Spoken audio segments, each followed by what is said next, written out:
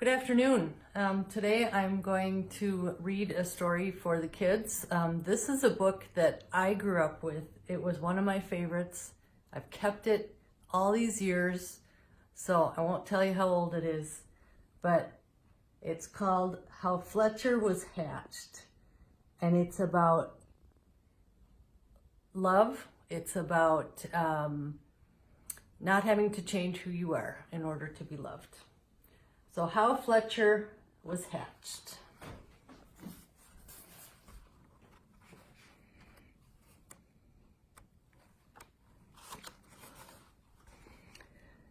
Alexandra sat in the sunlight watching a chick hatch from an egg.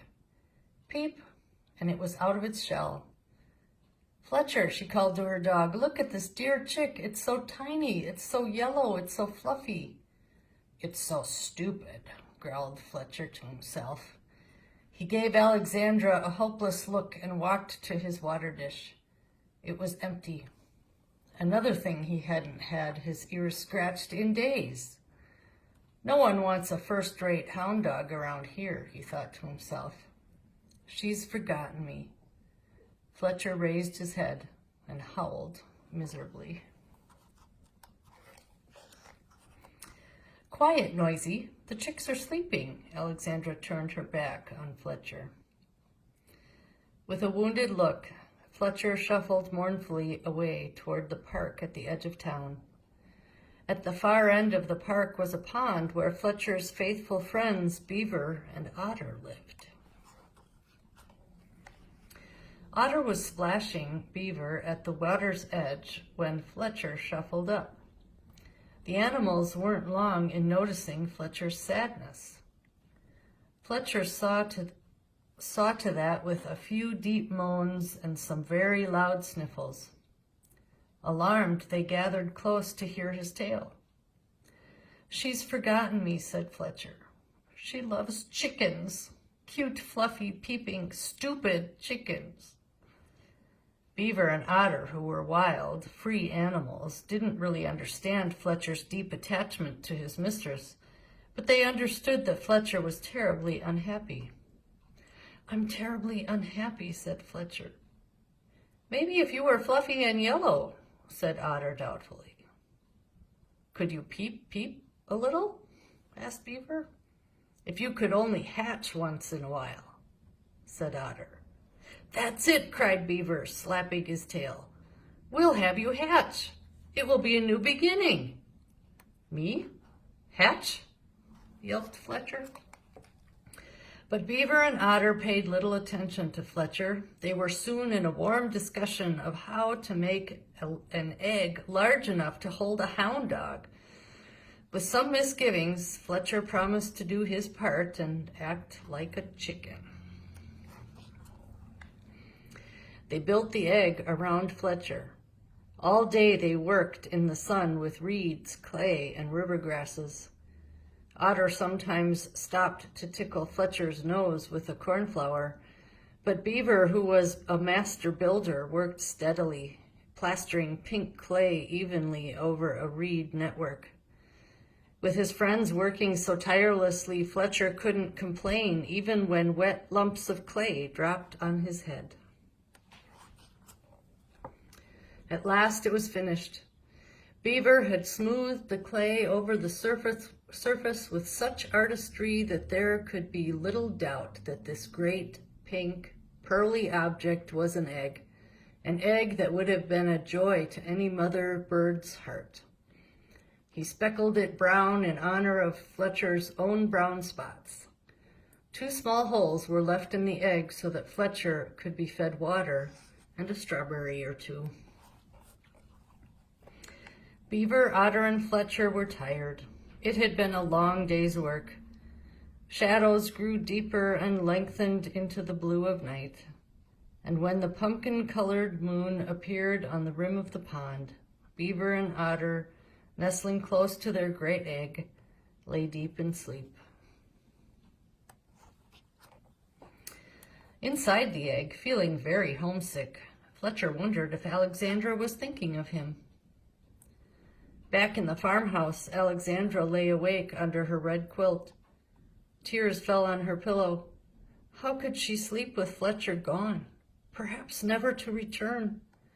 The clock struck 12 before she finally went off to sleep. At last it was morning. At the pond, the white surface of the water was broken by jumping frogs and leaping minnows. Otter and beaver awoke and ambled down to the water's edge for a quick dip and breakfast. They didn't forget a few strawberries for Fletcher, who was discovering that the inside of an egg is a most unsatisfactory place to yawn and stretch. "Let's go," commanded Beaver. Now the animals started the last part of their plan. Very carefully they pushed, shoved, and rolled the egg until they reached a large clump of grass by the path that led to Alexandra's school. Inside the egg, Fletcher felt a bit bruised and very confused. The town began to wake up slowly, and the sounds of traffic drove Beaver and Otter back to the pond and the tall grasses. They shouted goodbye. "Good luck, Fletch, and remember, no barking, just peeping." "Peep," growled Fletcher, and then lay quiet. It was the custodian on the way to open the school who first discovered the amazing egg. He shouted to some nearby children, "It's an egg! The biggest one in the world! Call the science teacher!" Soon a crowd of children gathered about. Their eyes were filled with wonder. "Where is its mother?" asked little Tommy. "Its mother would be as big as a house," said round-eyed Gabby, shaking her blonde hair. "Bigger," said Robert. The science teacher scurried up to the crowd with his friend, Professor Schnitzer from the university. The crowd became larger, and members of the school band on their way for an early practice gathered close. The science teacher stood up on a park bench and shouted, "Don't touch it! It looks like a flat-billed prehistoric scratch-a-fratch. A priceless find." A respectful hush fell on the crowd. "Or perhaps it is the web-footed, pickle-faced dinoflyer," cried the professor from the university. Fletcher huddled inside the egg, quivering with excitement as he waited for Alexandra. Suddenly he heard her name. The children were telling her about the egg. Fletcher now began to get ready for the big moment, but Alexandra was making funny noises. Alexandra was crying. She told them all that she didn't want to see a stupid old egg. She was looking for lost Fletcher. In fact, the only thing in the world that she wanted was Fletcher. Then and there, Fletcher knew it was time to hatch. He pushed and stretched, and with a rising howl, he fairly exploded out of the egg. The crowd screamed and moved back.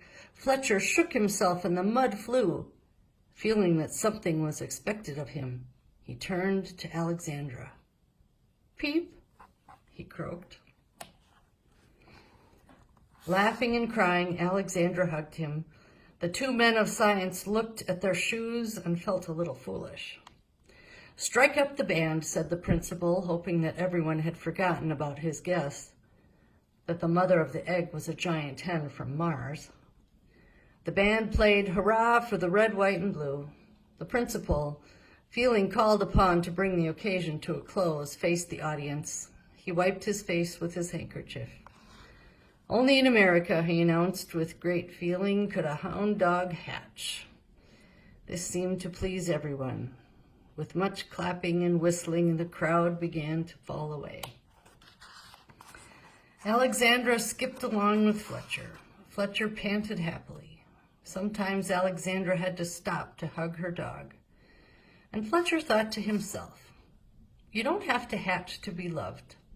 You don't have to be yellow and peep. You can be a great hound dog with brown spots and be the most important creature in a little girl's life.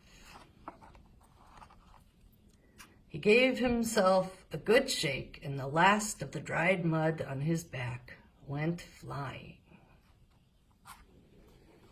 The end. I hope you enjoyed how Fletcher was hatched. That was one of my favorites when I was growing up. And remember, you can be loved the way you are, just as God loves you. Thank you and have a great day.